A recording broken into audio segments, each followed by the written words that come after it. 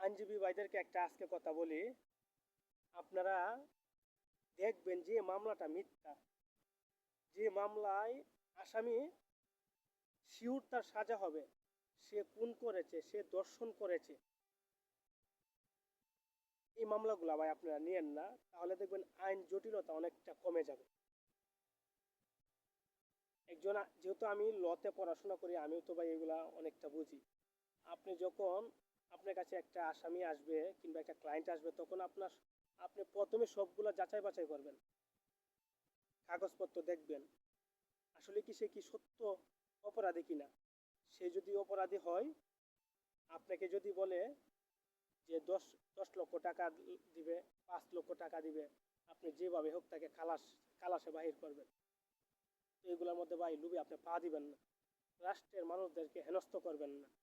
যে অপরাধী তাকে শাস্তি পেতে দেন, তাহলে দেখবেন এগুলো কমে যাবে দেশ থেকে।